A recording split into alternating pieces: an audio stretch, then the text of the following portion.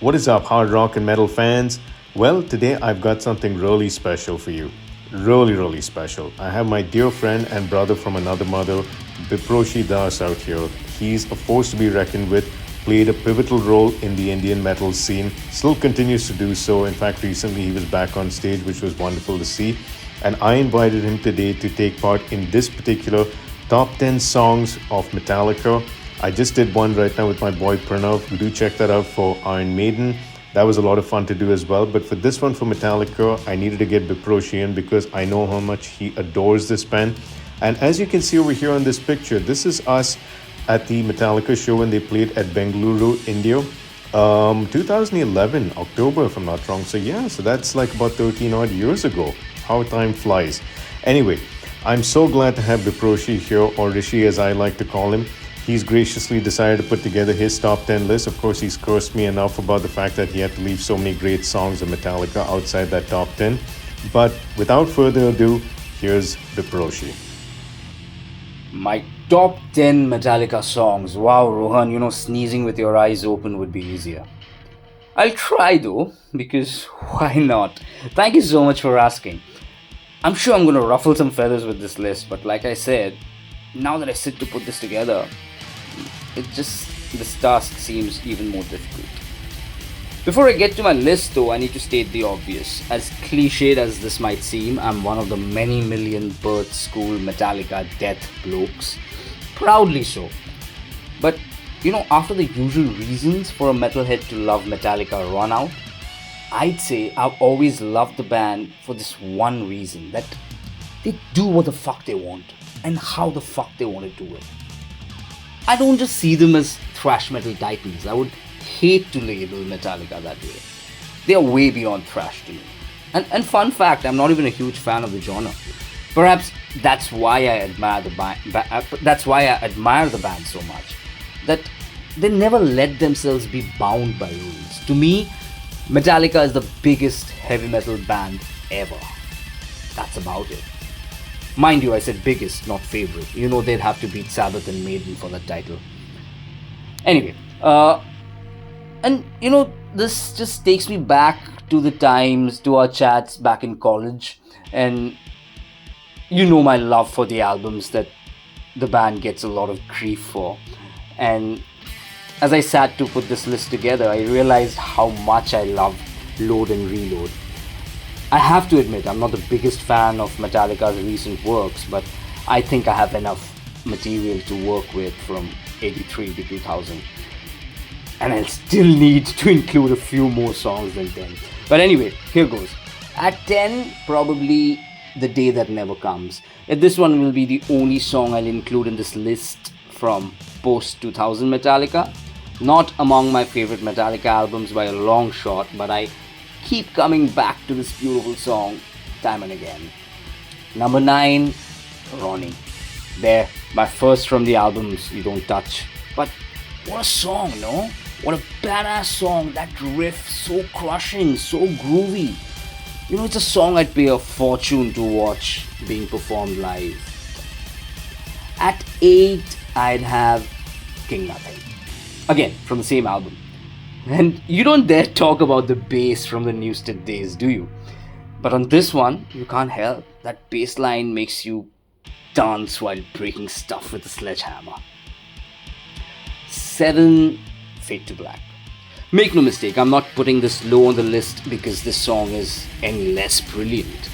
This one spoke to me. Very personal, very haunting. At 6, from my favorite Metallica album, Sanitarium. For the very same reason as Fade to Black. This was my go-to song in dark times. I'm sure Hetfield spoke for a lot of us when he sang, "Leave me be, just leave me alone." And before I move to the next song, I have to say here, that one of the many reasons I love the band so much is the lyrics. You could call them you could call those lyrics cliched metal at your own peril. I mean, to me, it was personal. It's poetry. Anyway, at number 5, I'd place 1. Can you even have a top 10 Metallica list without this song? I mean, I can sing the entire solo. I really, really can. I have Mama Said at number four. What's that I said about, doing things their own way? Perhaps you'd have expected a song like this on a Metallica album after Nothing Else Matters, but I'm pretty sure you wouldn't have expected a Mama Said. I mean, what a bold move by Hetfield to pour out the way he did. What an absolutely magnificent song, seriously. I'd want to put Low Man's Lyric at 3. Well, and I'm surprising myself how much I love Load and Reload, but bear with me. Would you dare say this isn't an absolutely gorgeous song? It's so underrated, no? I mean, I can't think of anybody else but Hetfield among his peers who can emote the way he does with his voice. At 2, it's Master of Puppets. Masterpiece. That's all. And what a moment, Aaron. Remember when we watched this being played live in Bangalore? My god, seriously. My number one Metallica song will always be The Unforgiven. To me, everything about this song is perfection. The lyrics, the singing, the stunning, haunting lead, the video, the storytelling. I mean, absolutely top stuff. There, you have it, 10 songs, but I told you I need a top 20. I've left out some absolute bangers here, like the Four Horsemen, Justice, Blackened, Creeping Death, Until It Sleeps, Orion, Battery. God damn it, I blame you for putting me in this pickle. But thanks so much, Rohan. This was fun. I mean, going back to the songs, and after this, I'm gonna do a all-night Metallica listening party at in my room. Thank you so much, Rohan. This was an absolute pleasure.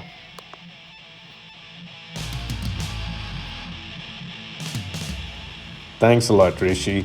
And I agree with you, man. And I'm sorry I put you through all that pressure of having to whittle it down to just 10. But you know how it is. These lists can sometimes be extremely long depending on the band and, the great songs that they have in their catalog. But it is what it is. And thank you so much for agreeing to do this. I know it's painful. I went through a lot of pain having to cut certain songs from my top 10. That being said, I'm going to dive straight into it. Coming in at number 10 for me is the title track from their second album, Ride the Lightning. What an awesome track this is. It hits you in the face, that crunchy riff all the way through. And dare I say it, guys, and I'm going to piss a few people off by saying this throughout, is you sort of get a sense of, the genesis of where that is and where, Dave Mustaine played a certain role in it. Now, I know some guys are going to be up in arms and probably switching off. I'm not here to irritate you or anything.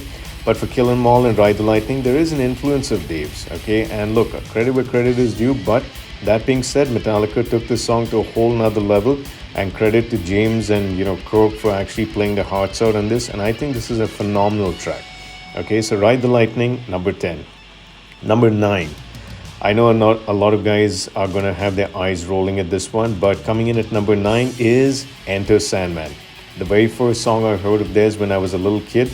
That video as a little kid freaked the hell out of me.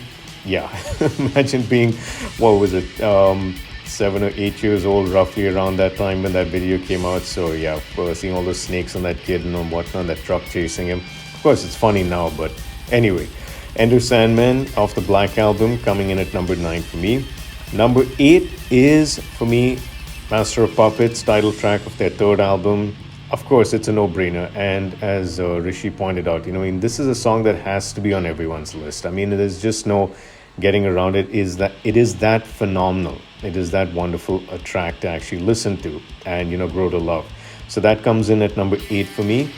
Coming in at number 7, I'm actually going to go all the way back to Kill 'Em All and cite Phantom Lord as my number 7 track. Okay.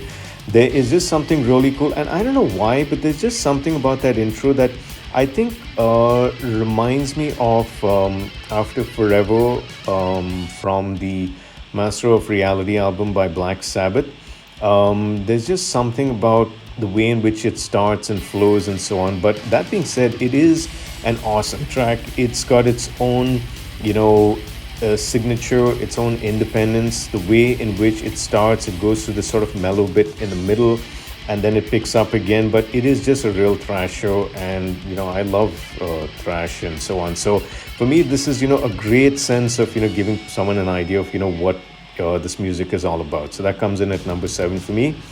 Number 6 is not exactly a Metallica song, but I believe in this, guys.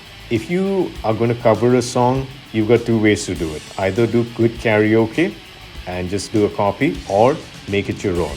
And coming in at number 6 for me is when Metallica made it their own, which is Turn the Page off the Garage Inc. Compilation album, which followed in the late 90s. And Turn the Page, oh my god, I mean, wow.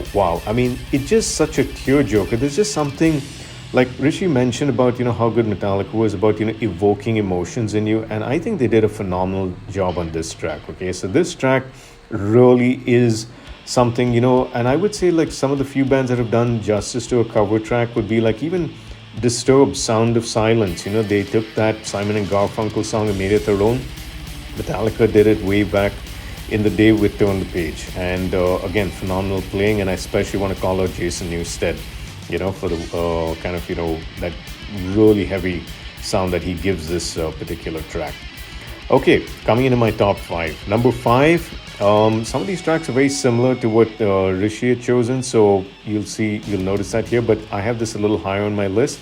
Coming in at number 5 is Welcome Home Sanitarium off the Master of Puppets album. I mean, it is to me in just in the same vein as what Rishi felt. It's sort of a very personal kind of track. It's something that you feel it's almost like James is talking to you, and you can sort of relate to a lot of the things he's mentioning in the lyrics and so on.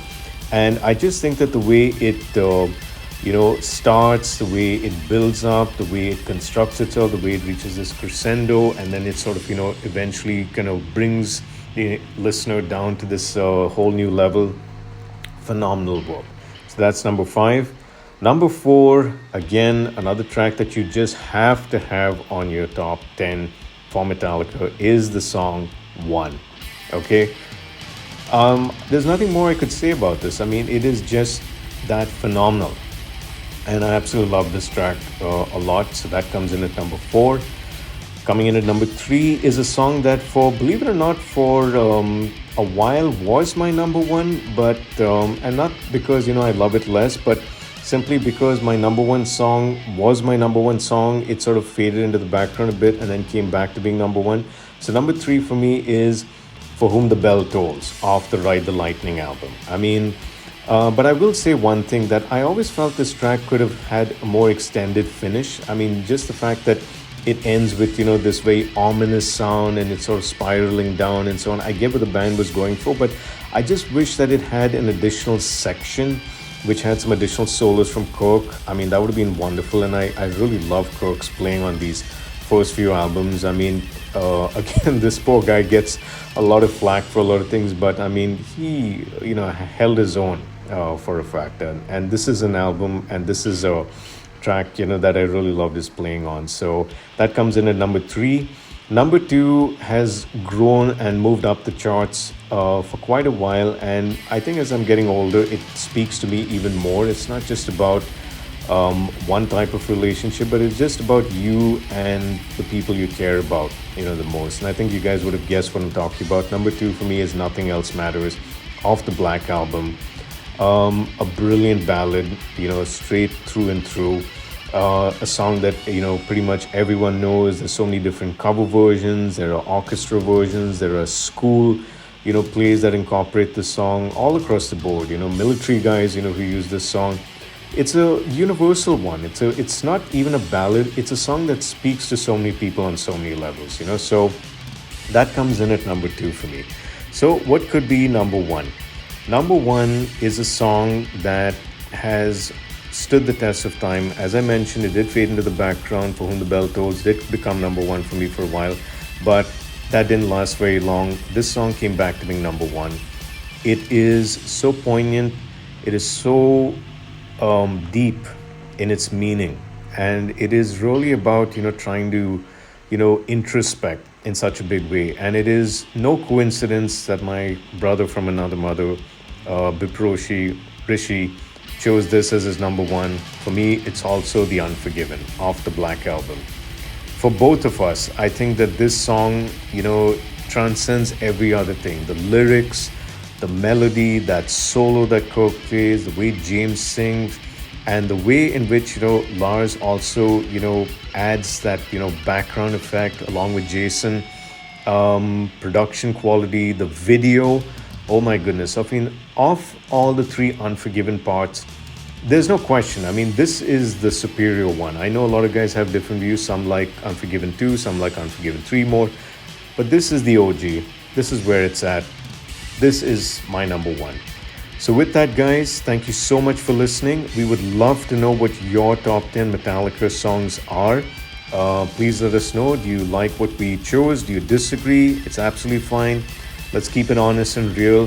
Thank you so much for the support, and thank you once again to my brother Rishi, for actually taking part in this video with me. It was wonderful working with him, and I hope that we can do more such videos in the future. With that, guys, you take care, enjoy yourselves, stay safe, and rock on.